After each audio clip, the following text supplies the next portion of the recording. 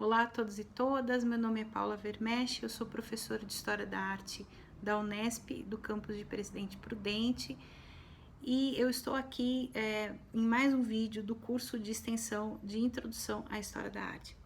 Em primeiro lugar, eu queria agradecer muito o carinho e o apoio de muita gente divulgando o canal, muita gente compartilhando os vídeos. Eu fiquei muito feliz com isso e eu estou muito orgulhosa de que a minha disciplina, a História da Arte, ela interessa a tantas pessoas. E eu acredito que uma parte da missão nossa da Universidade Pública é a divulgação do conhecimento, então eu estou bem feliz com a repercussão do curso. Espero que todos estejam dentro do possível bem. Para quem está chegando agora, esse curso ele foi pensado durante a quarentena. Nós estamos todos na luta contra a propagação do coronavírus e eu resolvi algumas coisas em relação ao curso. Nós teremos vídeos dia sim, dia não. Eu vou intercalando um pouco vídeos com as obras, vídeos comigo e com o Dante falando, enfim. A gente vai fazendo isso para não cansar muito.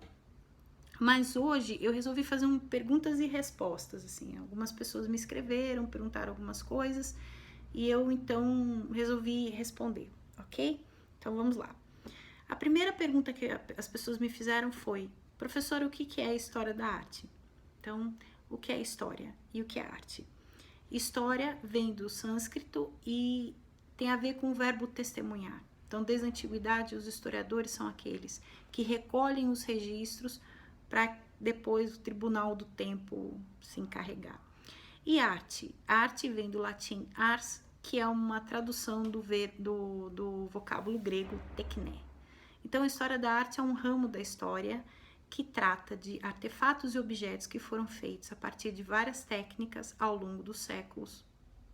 Tá bom? Alguém me perguntou assim: professor, o que é artista, artesão, artífice?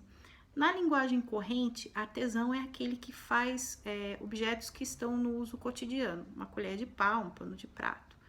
Um artífice, a gente costuma usar para os mestres que tinham oficina até o século XIX e que faziam objetos de uso e que depois se tornaram peças de museu, por exemplo, uma pia batismal.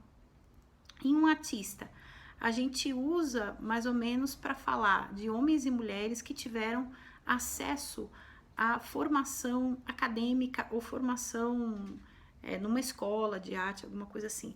Evidente que esses termos, eles são muito intercambiáveis e mutantes, tá? Até porque os objetos que esses homens e mulheres fizeram ao longo dos séculos estão mudando de lugar. É como eu disse, a pia batismal, ela era utilizada e depois ela passa a ser considerada obra de arte e colocada no museu. Como disciplina universitária, a história da arte ela surge no século XIX na Alemanha. Na Universidade de Berlim, os discípulos do filósofo Hegel vão montar essa disciplina pensando principalmente na necessidade de preservação, catalogação e divulgação do patrimônio nacional, patrimônio da nação alemã que está surgindo naquele momento. Essa disciplina universitária, em outros lugares, ela vai também ter esse caráter, essa ligação muito forte com os estudos do patrimônio da nação. Na Itália, no Brasil não será diferente. Então, desde a formação do Serviço do Patrimônio Histórico Artístico Nacional, do SFAM, do Estado Novo, os historiadores da arte vão estar ligados às iniciativas de restauro, conservação das igrejas de Minas do século XVIII, catálogos dos artistas brasileiros e tudo mais. Então, a história da arte, ela é uma disciplina, um ramo da história que está ligada à questão do patrimônio das nações. Muitas das coisas que a gente estuda estão em museus públicos, em acervos que são considerados patrimônios públicos. Muito que bem. Quais são os conceitos que os historiadores da arte operam? Se você for acompanhar as publicações, por exemplo, do Comitê Brasileiro de História da Arte, você vai descobrir que os historiadores da arte sempre estão discutindo os conceitos da sua disciplina. Existem várias metodologias, vários métodos, vários conceitos. A gente teria que se aprofundar um pouco em alguns deles, mas ao longo das aulas, eu vou falando para vocês alguns desses conceitos.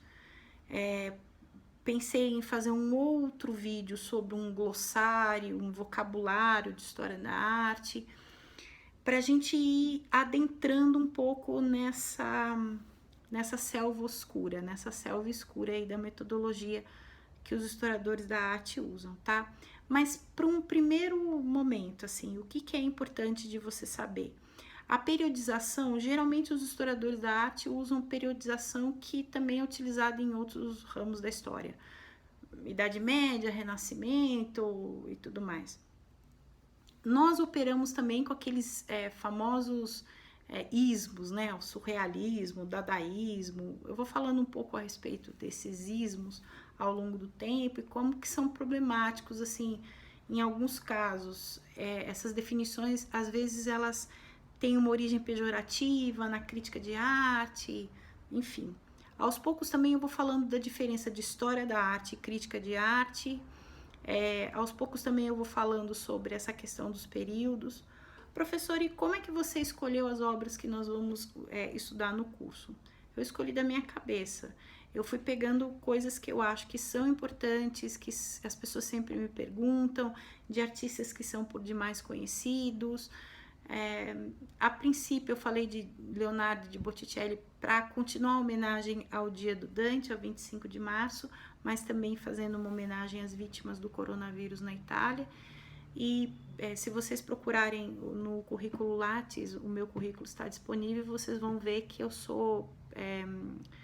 fiz meu doutorado, eu sou especialista em História da Arte Renascentista Italiana. Então eu quis começar o curso com os italianos por isso. Mas eu vou falar sobre história da arte brasileira, eu vou falar sobre arte contemporânea, enfim, eu vou falar um pouquinho de tudo, uma introdução a um primeiro mosaico, as pecinhas, né? A gente vai encaixando as pecinhas aos poucos, tá? Se vocês tiverem mais dúvidas, vocês podem me escrever. Também sugestões ou pedidos. Professor, eu quero muito que você fale sobre Van Gogh ou Cézanne ou qualquer coisa, nós estamos abertos a sugestões. Agradeço muito novamente o interesse e a gente vai se falando. Muito obrigada e até mais.